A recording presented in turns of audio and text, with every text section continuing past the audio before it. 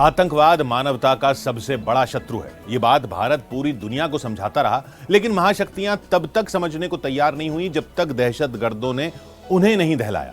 21वीं सदी की दहलीज पर मजहबी कट्टरता का सबसे खौफनाक अध्याय शुरू हुआ। भारत के अंदर दुश्मनों ने टेरर ग्रुप का नेटवर्क खड़ा कर दिया। वही आतंकी संगठन नरेंद्र मोदी के नाम खुली धमकियां देते थे। आतंक के विरुद्ध नरेंद्र मोदी ने मुख्यमंत्री रहते हुए ही युद्ध शुरू कर दिया था।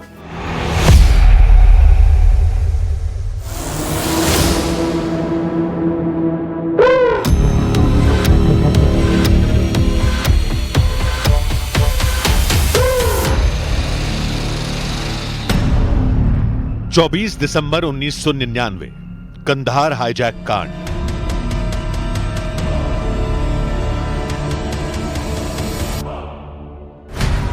ग्यारह सितंबर 2001 न्यूयॉर्क के वर्ल्ड ट्रेड सेंटर पर आतंकी हमला।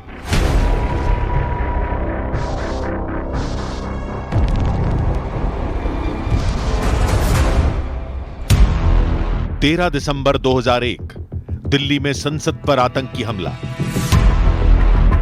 बेगुनाहों के खून से सनी तारीखें जब आतंक का असल चरित्र बयां करने लगी, तब महाशक्तियां होश में आईं, लेकिन बहुत देर हो चुकी थी। अमेरिका और यूरोप आतंक की बारूदी साजिशों से दहलने लगे थे। वहीं भारत में टेरर नेटवर्क ने गहरी जड़ें जमा ली। पाकिस्तान प्रायोजित आतंकी संगठनों ने भारत में कट्टर जिहादियों के गिरोह बना लिए थे, जिनका मकसद सांप्रदायिक हिंसा भड़काना था, खासकर गुजरात में दंगा भड़काना। 27 फरवरी 2002 के दिन सबसे भयानक साजिश अंजाम दी गई। अयोध्या से कार सेवकों को लेकर गुजरात के गोधरा स्टेशन पर पहुंची साबरमती एक्सप्रेस ट्रेन में आगजनी हुई, जिसमें 59 लोगों की मौत हो गई। मृतकों में 27 औरतें और 10 बच्चे भी थे। कई साल की जांच और अदालती लड़ाई के बाद गोधरा कांड का सच जब सामने आया तो देश दंग रह गया।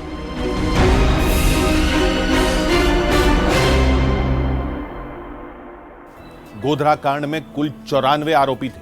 31 को कोर्ट ने दोषी पाया, 11 को फांसी की सजा दी गई, 20 को उम्र कैद। गोधरा केस में विशेष अदालत के जज की टिप्पणी सबसे अहम थी। जज पीआर पटेल ने फैसले में कहा कि 26 फरवरी 2002 की रात गोधरा के अमन गेस्ट हाउस में एक साजिश रची गई थी। साजिश का सूत्रधार था देवबंदी तबलीगी जमात का लीडर मौलाना उमर। उसने अयूब पटेलिया, इरफान कलंदर, महबूब पोपा, शौकत पटेलिया और सिद्दीक बोरा के साथ मिलकर गोधरा कांड को अंजाम दिया। गोधरा के मास्टरमाइंड मौलाना उमर ने जो सोचा था वही हुआ।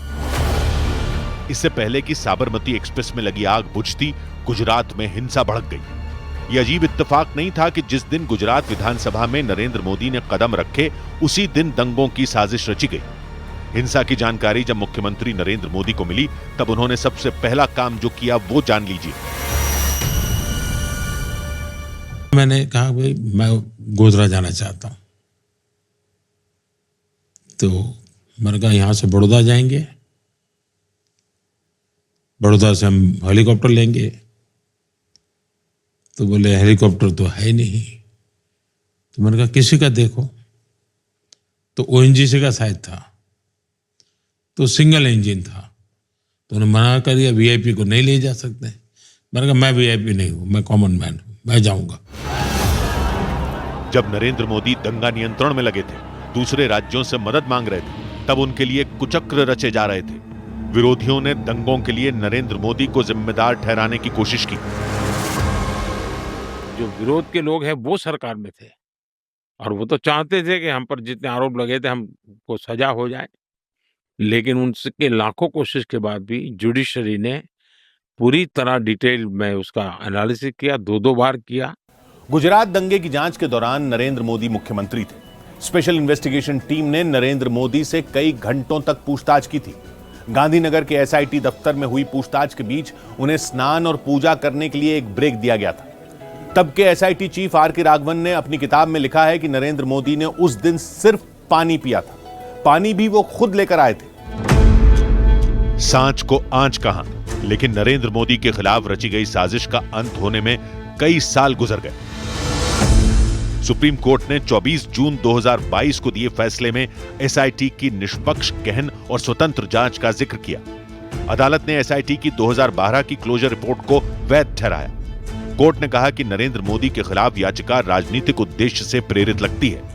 अदालत ने यह भी कहा कि दंगों के तुरंत बाद कर्फ्यू, सेना की तैनाती और राहत शिविरों की स्थापना जैसे कदम नरेंद्र मोदी सरकार नहीं उठाए थे। सर्वोच्च अदालत से न्याय पाने में अच्छा खासा समय लगा, लेकिन जनता की अदालत में नरेंद्र मोदी 2002 गुजरात दंगों के कुछ महीने बाद ही पास हो गए थे। 2002 का गुजरात विधानसभा चुनाव नरेंद्र मोदी के नाम रहा।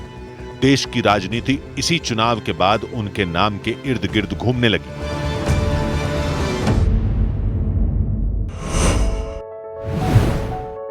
पीएम मोदी पर न्यूज़ 18 की खास सीरीज जारी है। कल रात 10:15 पर देखना ना भूलें।